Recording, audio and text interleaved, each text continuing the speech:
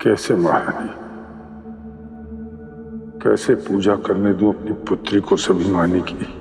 महाराज, आप तो सती को जानते हैं, आपकी तरह ही हठी है वो। यदि बल से आप उससे अपनी बात मनवाने का प्रयास करेंगे तो वो विरोध करेगी, और उसका विरोध करना आपको उससे और भी अधिक दूर ले जाएगा महाराज। पिता और पुत्री के संबंध और बिगड़ जाएंगे। तो फिर आप ही बताइए महारानी, मैं क्या करूं? कैसे रोकूं मैं अपनी पुत्री सती को शिव की तपस्या करने से? महाराज, आपको अच्छा तो नहीं लगेगा, किंतु ये मेरा सुझाव है, आप कुछ मत कीजिए।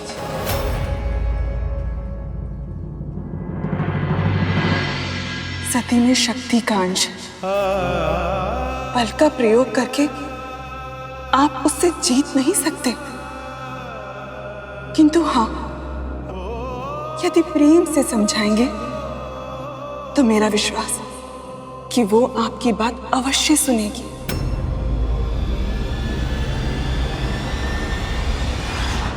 पिता की आज्ञा मानकर देवी सती ने महल में फिर से शिवलिंग स्थापित करने का हठ नहीं किया, पर वो स्वयं गुफा में चली गई और वहां तपस्या करने लगी और धीरे धीरे अपना ध्यान अपने प्रिय पर केंद्रित करने लगी और उनकी भक्ति में रमने लगी। ओम नमः शिवाय,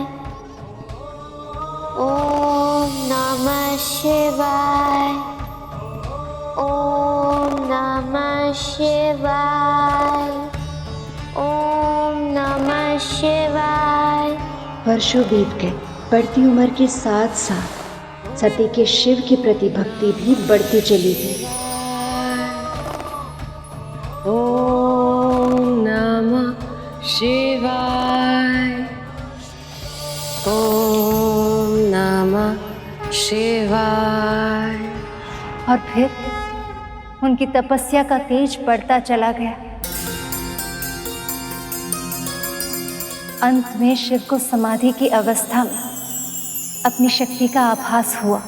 ओम नमः शिवाय, ओम नमः शिवाय, ओम नमः शिवाय, ओम नमः शिवाय, ओम नमः शिवाय। अंततः शिव देवी सती के तप से प्रसन्न हो ही गए और उनकी मन की इच्छा पूर्ण करने वो उनके समक्ष प्रकट हुए। ओम नमः।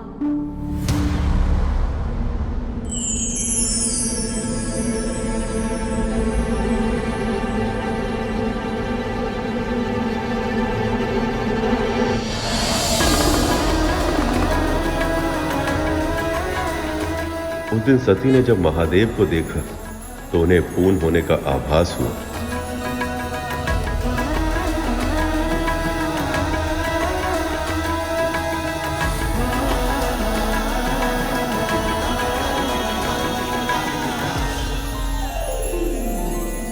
शिव महादेव साकार रूप में।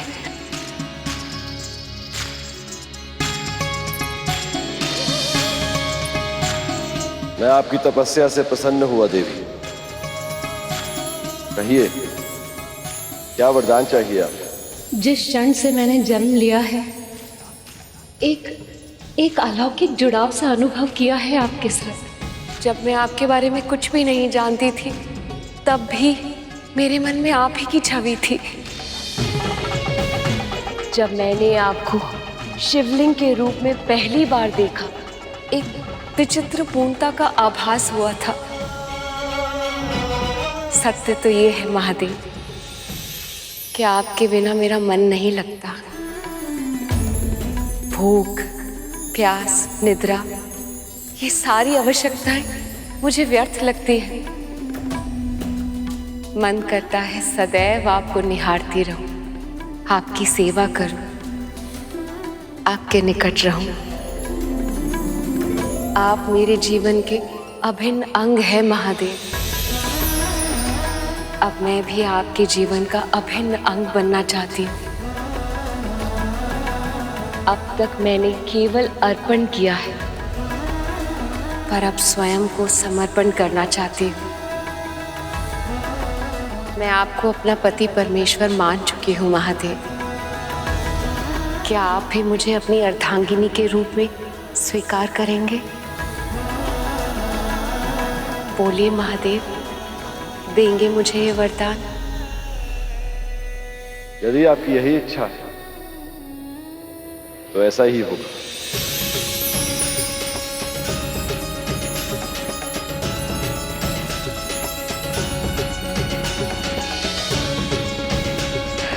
पर प्रभु, हमारे विवाह से पहले आपको मेरे पिता से अनुमति लेनी होगी। ये कार्य कठिन है, पर आप आपकी हर इच्छा पूर्ण करूंगा मैं।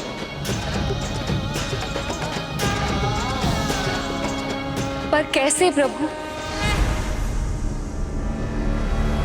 प्रभु, तो क्या महादेव ने प्रजापति से आज्ञा ली थी?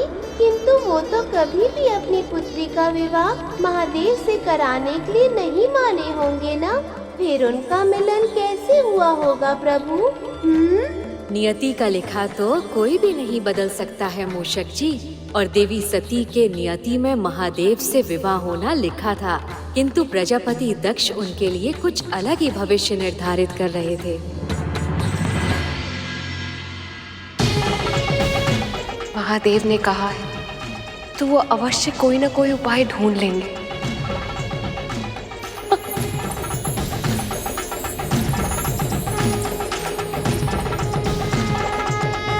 मेरा विवाह महादेव शिव के साथ होगा।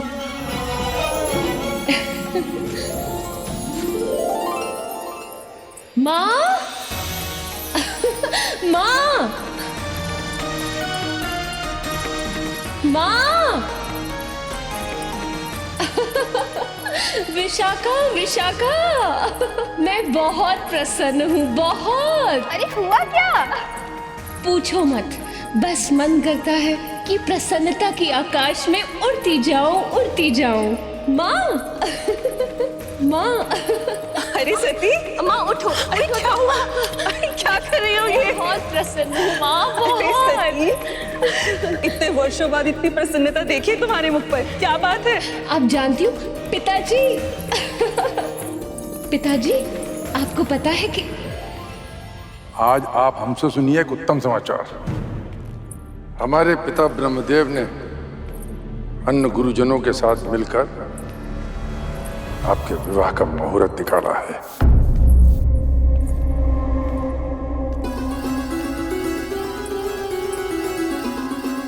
आपका स्वयंवर होगा पुत्री।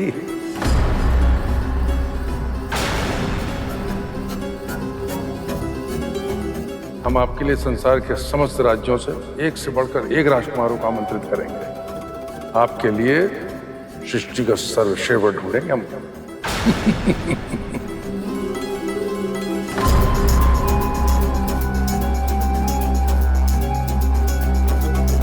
कैसे कहूँ पिताजी से, कैसे बताऊं कि मैंने महादेव को अपना वर चुन लिया है। आपका विवाह साधारण रीति से नहीं होगा, स्वयंवर होगा, स्वयंवर। स्वयंवर?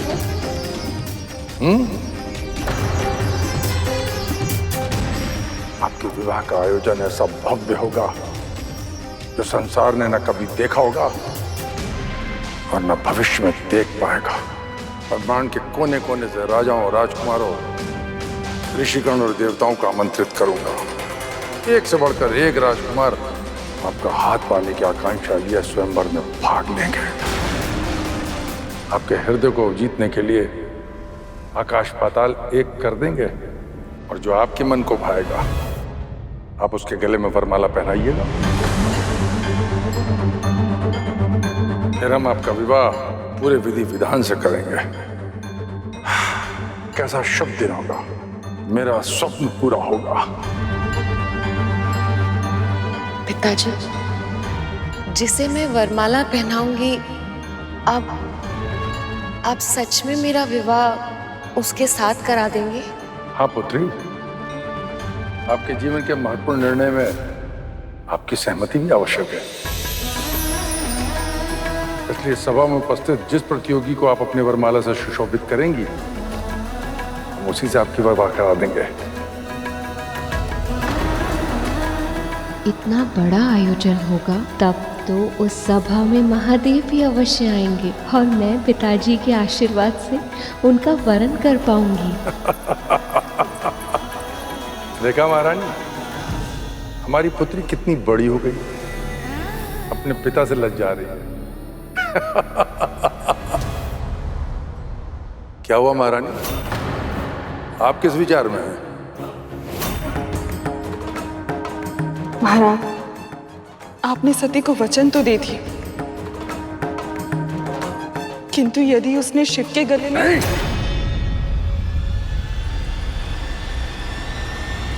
ऐसा कदापि नहीं होगा महारानी।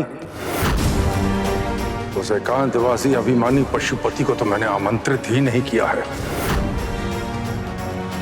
और सती के अनुसार बिना प्रेम से बुलाए उसका अपने स्थान से उठना असंभव है। इसलिए सभा में उपस्थित होने का तो प्रश्न नहीं उठता है। न शिव का आगमन होगा और न सती के साथ उसका विवाह।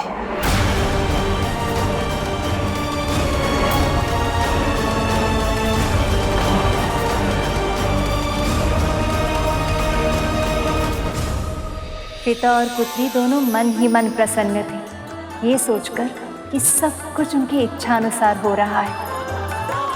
और इसी के कारण लंबे समय तक उनके बीच जो तनाव था वो भी समाप्त हो गया।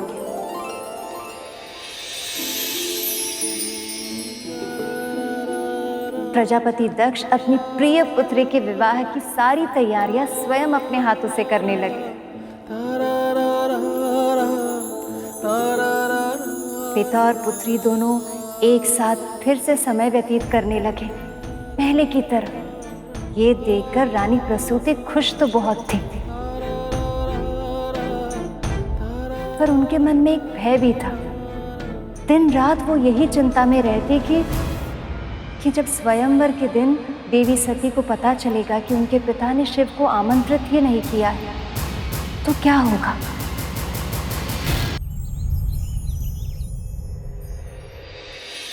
और फिर वो दिन आ गया। अब हो गई तुम तैयार। आओ सती।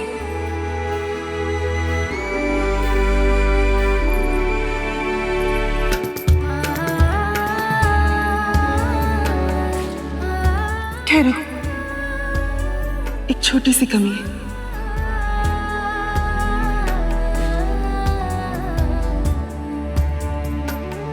अब ठीक है। सती, पिताजी, सब कुछ कितना विचित्र सा लग रहा है। एक नया साथी, नया जीवन मिलने की प्रसन्नता, और दूसरी ओर ऐसा लग रहा है कि सब कुछ छूट रहा है। कल ही तो तुम्हें गोद में उठाया था, और समय न जाने कब भागता चला गया। देखते देखते तुम कितनी बड़ी हो गई। ये नया जीवन पुराने जीवन का अंत नहीं, विस्तार है।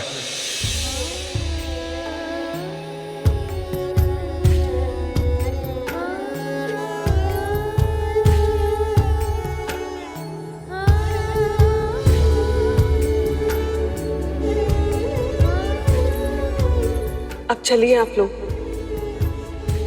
समय हो गया है।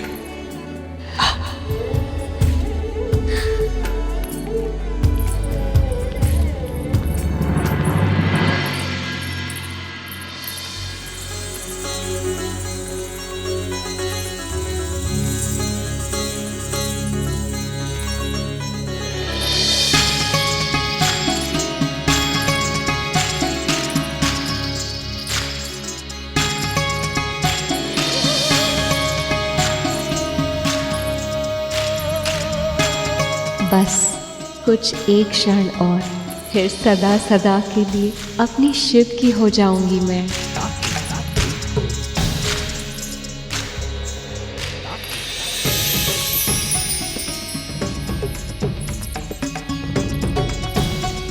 एक पिता के लिए सबसे गर्व की बात है कि उसकी पुत्री का विवाह सही जगह हो जाए, फिर शिव का नाम सती के जीवन से हमेशा के लिए समाप्त हो जाएगा।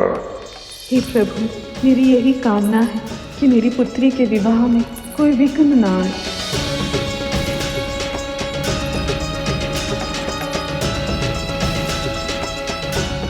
संसार की सर्वश्रेष्ठ सुंदरी है।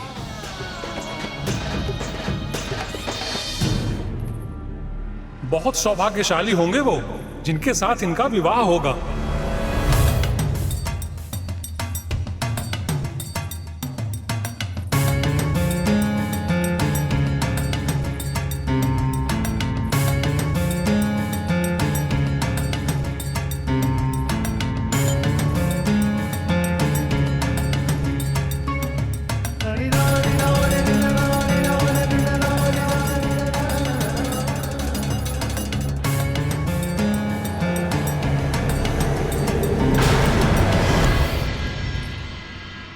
महादेव कहाँ हैं आप? इन नेत्रों को और मत तरसाइए, सामने आइए महादेव।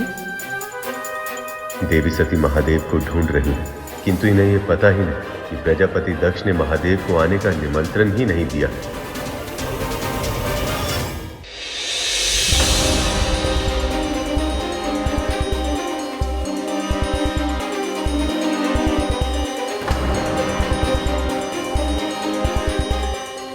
यहाँ तो आप है ही नहीं। अवश्य ही आपको समाधि से उठने में विलंब हो गया होगा।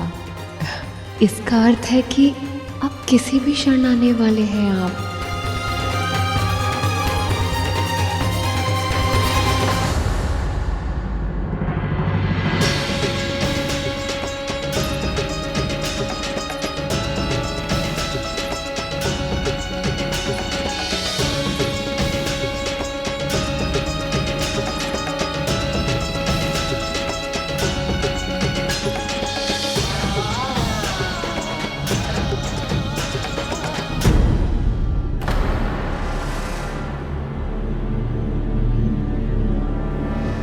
पुत्री, तुम द्वार की ओर क्या देख रही हो? मैंने जितने भी अतिथियों को आमंत्रण दिया था वे सब पधार चुके हैं। महादेव अब तक नहीं आए पिताजी।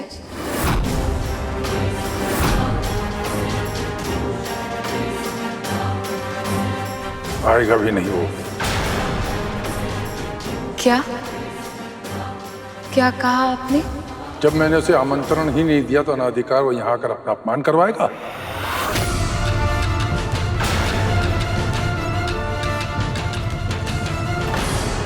आपने महादेव को निमंत्रण ही नहीं दिया? ये कैसे कर सकते हैं आप पिताजी?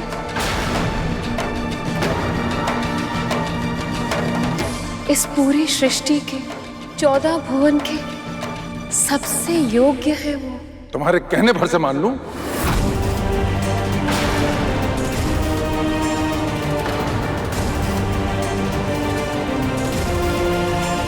जिसे किसी के गुण धर्म से कोई लेना देना नहीं, जिसे सामाजिक शिष्टाचार निभाना नहीं आता, जो केवल स्वयं में रमता है, वो योग्य नहीं, असभ्य है।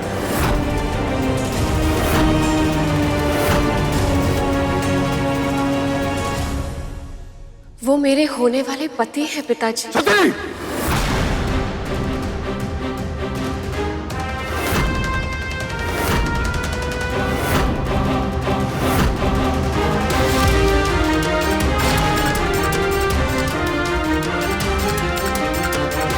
माँ सती के हृदय में महादेव विराजमान थे। उनके अलावा माता सती किसी और के बारे में सोच भी नहीं सकती थी। ये बात प्रजापति दक्ष को भी ज्ञात थी, इसलिए जानबूझकर उन्होंने महादेव को आमंत्रित नहीं किया।